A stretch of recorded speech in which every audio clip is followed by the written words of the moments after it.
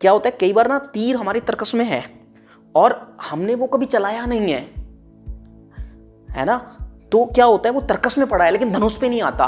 तो पहली बार तो तरकस में रखे हुए तीर को एक बार या 2-3 बार क्या हुआ निकाल के हमें धनुष पे लगा के छोड़ना पड़ेगा।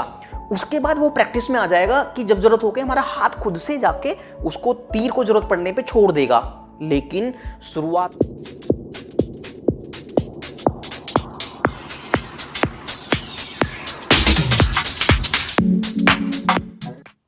तो आप ये कहना चाहते हो कि हम फेलियर नहीं देखेंगे तो फिर नेक्स्ट अटेम्प्ट क्यों करेंगे, नेक्स्ट अटेम्प्ट का मोटिवेशन कहां से आएगा?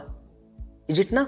ओके, देखो अगर कोई बच्चा है 100 में से उसके 30 मार्क्स आते हैं तो वो फेल है, लेकिन एक व्यक्ति, एक दूसरा बच्चा, उसके 40 मार्क्स आते हैं 100 में से, वो पास है। तो इसके हिसाब से तो 30 वाले को तो फिर से मेहनत करनी चाहिए और बेटर करना चाहिए, लेकिन 40 वाले को नहीं करना चाहिए। It is, I am not saying, I am not dismissing that कि रिजल्ट को नहीं देखना चाहिए, रिजल्ट को देखो, आउटपुट को एनालाइज करो, रिव्यू करो, बट रिव्यू करो। I am not saying that, I am not dismissing that कि आप रिव्यू मत करो, बट वो आपका टेक अवे नहीं है। टेक अवे ये है कि आपने जब उस सब्जेक्ट की पढ़ाई की तो आपको उसके कितने फॉर्मूलाज आते थे, कितने कॉन्सेप्ट्स आते थे, कितने अच्छे से आते थे, कितने डीपली आपको वो कॉन्सेप्ट्स आते थे, कितनी बेसिक्स आपको क्लियर थे, क्या नया कुछ आपके अंदर इमेजिनेशन उस फॉर्मूला को लेके, उस सब्जेक्ट को लेके, पर्टिकुलर उस चैप्टर को लेके कुछ नया जन्म लिया, कोई हाइपोथेसिस आपके अंदर जन्म ली। वो गलत भी हो सकती है, वो सही भी हो सकती है, लेकिन क्या आप उसमें उतना डूब पाए, ये टेक अवे है। जब, और टेक अवे मीन्स उसमें कितनी स्किल्स डेवलप हुई, कौन सी स्किल्स आपने सीख ली और कौन सी स्किल्स मतलब टेक्निकल स्किल जो हुई, आपको कौन सा फार्मूला आ गया, और सॉफ्ट स्किल्स की आपके अंदर इमेजिनेशन डेवलप हुई, एक हाइपोथेसिस आपने थ्योरी बनाई, ऐसे भी तो हो सकता है।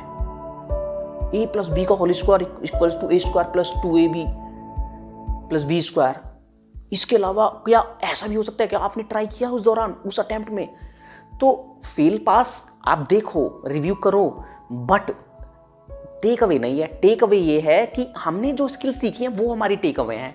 इस सेशन को अगर हम बाद में इसका सार निकालेंगे तो वो यही निकलेगा कि अगर हम 2 सेंटेंस में इसको क्लियर करना चाहते हैं कि हमने क्या सीखा, तो वो ये है कि हमें रिजल्ट, आउटपुट टेक अवे हमारा नहीं है, हमारा टेक अवे उसमें डेवलप्ड होने वाली स्किल्स हैं, दोनों कैटेगरी की स्किल जो हमने प्लान करके सीखी हैं और जो स्पॉन्टेनियस वे में खुद से उस अटेम्प्ट में डेवलप हुई हैं। ये हमारा टेक अवे होना चाहिए और उस पर हमें प्राउड होना चाहिए। जब हम उसका टेक अवे देख लेंगे, उसकी वैल्यू करेंगे, तो नेक्स्ट अटेम्प्ट हमारा बहुत अच्छा होगा। सेकेंड, इसको ऐसे समझ सकते हैं जैसे, अब आपका एक और क्वेश्चन था कि हाँ, जब स्किल तो हमारे अंदर डेवलप हो ही गई ना, तो वो उसको देखने की क्या जरूरत है? देखो क्या होता है, कई बार ना तीर हमारी तरकस में है और हमने वो कभी चलाया नहीं है ना, तो क्या होता है वो तरकस में पड़ा है लेकिन धनुष पे नहीं आता।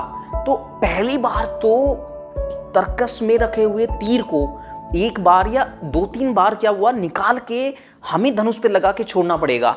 उसके बाद वो प्रैक्टिस में आ जाएगा कि जब जरूरत हो के हमारा हाथ खुद से जाके उसको तीर को जरूरत पड़ने पे छोड़ देगा।